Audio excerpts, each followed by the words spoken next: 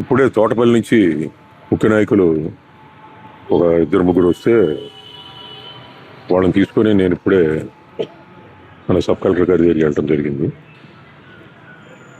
దాని ఉద్దేశం ఏంటంటే నిన్న రాత్రి అక్కడ మనం ఒక మీటింగ్ ఒకటి ఆ ఊళ్ళో ప్రజలందరూ కలిపి ఏర్పాటు చేసి మన పిలిస్తే వెళ్ళటం జరిగింది.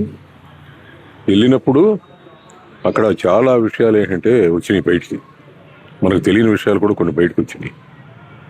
వాళ్ళందరూ ఏంటంటే అనేది ఏంటంటే ఆ కొండ మీద మొత్తం అంతా కొడుతున్నారు, దాన్ని లిఫ్ట్ చేయడానికి పర్మిషన్ లేదు, కానీ ఇప్పటికే 6,000 లారీలు వెళ్ళి అని చెప్పేసి వాళ్ళు చెప్తున్నారు. 6,000 లారీలు అంటే సామాన్య విషయం కాదు. వెళ్ళిపోతున్నాయి, రోజుకి 200 300 అట్లా వెళ్ళిపోతున్నాయి కంటిన్యూగా. సరే, ఆ మధ్యన 4-5 రోజుల కింద గన్నవరం వాళ్ళు దాన్ని ఆపేయడం జరిగింది, దీనికి ఏ పర్మిషన్ లేదని. ఆపిన తర్వాత 2 రోజులు ఉన్న తర్వాత మళ్ళీ తెచ్చి టెల్ని మళ్ళీ వీళ్ళు లోకల్ వాళ్ళు కూడా కొన్ని ఆపారంట రాత్రి. అవి పొద్దున వచ్చి మేము ఇంక రావులే అంటే సరే వదిలేరని అన్నారు. వీళ్ళు చెప్తున్నారు, నేను చూడలేదు. ఇప్పుడు ఏంటంటే మేము అనేది ఏంటి,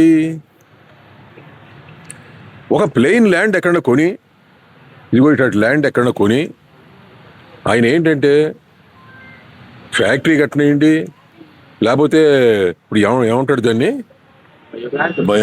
బయోగ్యాస్ ప్లాంట్ కట్టనేయండి, లేకపోతే ఇంకేదైనా ఇండస్ట్రీ పెట్టనేయండి, స్టీల్ ఇండస్ట్రీ పెట్టనేయండి. ఎందుకంటే ఆయన ఏంటంటే క్యాపబుల్ పర్సన్ కాబట్టి ఆయన ఏదైనా ఇండస్ట్రీ పెట్టగలడు, పెడతంలో తప్పులేదు, నలుగురికి ఉద్యోగాలు ఇప్పిస్తంలో తప్పులేదు. కానీ ఈ విధంగా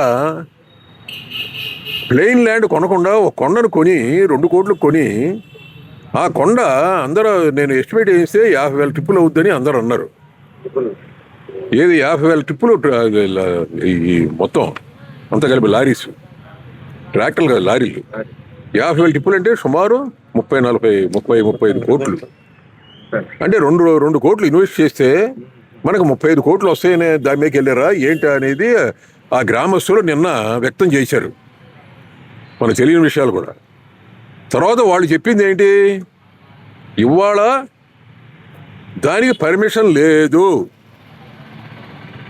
దేనికి లిఫ్టింగ్కి పర్మిషన్ లేదు అన్నా సరే వాళ్ళు ఏంటంటే విజయవాడకి గుంటూరుకి కొన్ని 100 లారీలు రోజు వెళ్ళిపోతున్నాయి.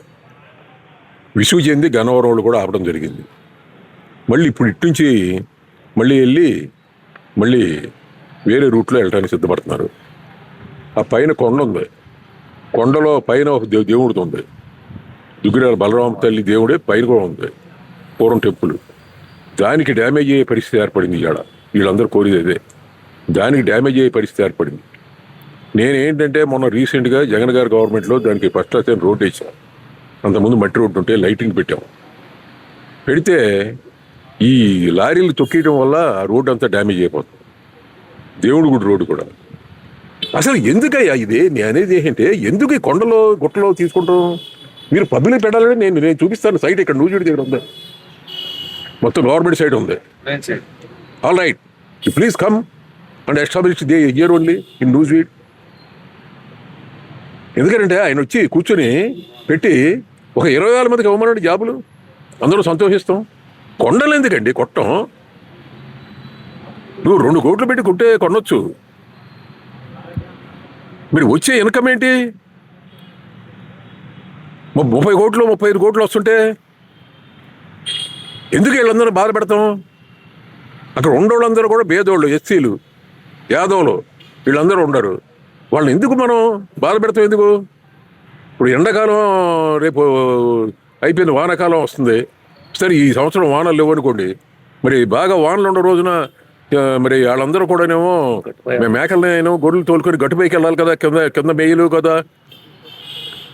మేము అనేది అది. నేను పెట్టదని అట్లా పెట్టు, ఇక్కడ రండి, కూర్చోండి, రండి, నేను చూపిస్తాను ల్యాండ్.